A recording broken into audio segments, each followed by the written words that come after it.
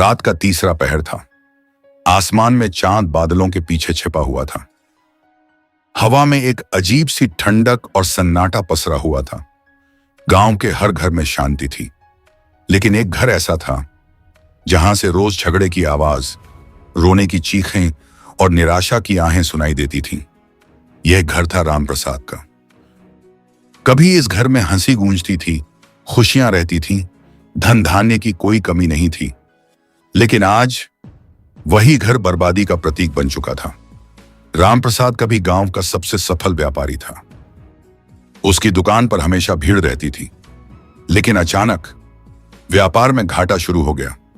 घर में झगड़े बढ़ने लगे, पत्नी बीमार रहने लगी, बच्चे पढ़ाई में कमजोर हो गए।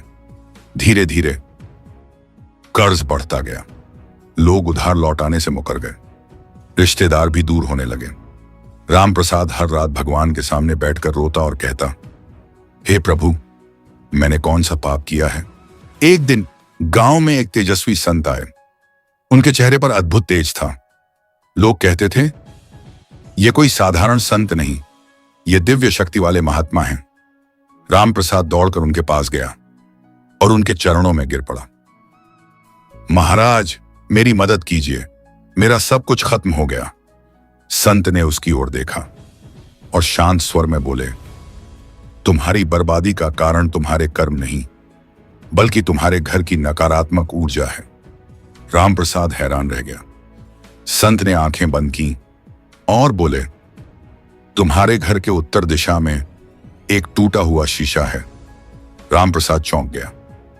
हां महाराज, वो पुराना आईना है।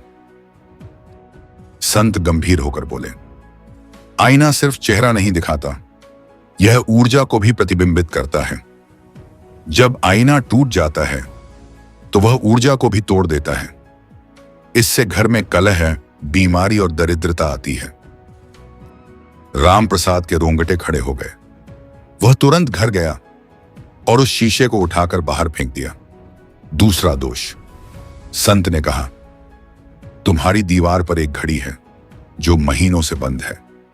घड़ी सिर्फ समय नहीं दिखाती, यह जीवन की गति का प्रतीक है। जब घड़ी रुक जाती है तो जीवन भी रुक जाता है। काम में रुकावट, धन का नुकसान, असफलता, सब इसी का परिणाम है। रामप्रसाद ने तुरंत घड़ी ठीक करवाई।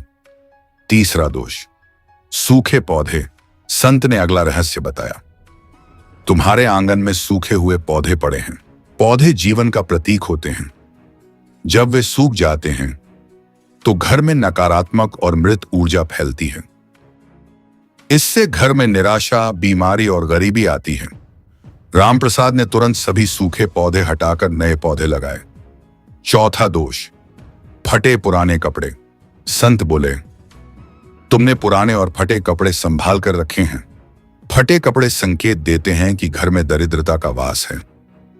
जहां गंदगी और पुराने सामान का ढेर होता है, वहां मां लक्ष्मी कभी नहीं ठहरती। रामप्रसाद ने सभी कपड़े दान कर दिए। पांचवां दोष, टूटा हुआ सामान।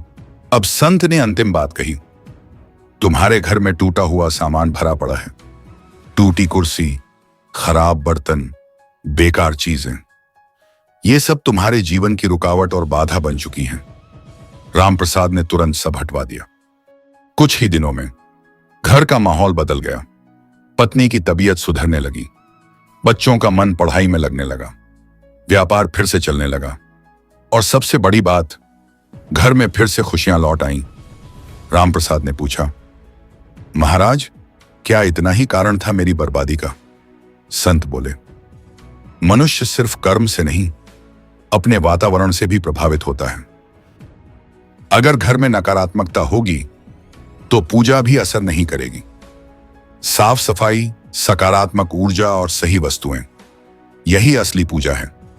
इसीलिए याद रखें, टूटा हुआ शीशा, बंद घड़ी, सूखे पौधे, फटे कपड़े, टूटा सामान, ये 5 चीजें आपके घर में गरीबी और दुर्भाग्य ला सकती हैं। और अगर आप चाहते हैं धन, सुख, शांति, तो आज ही इन्हें अपने घर से दूर कर दें।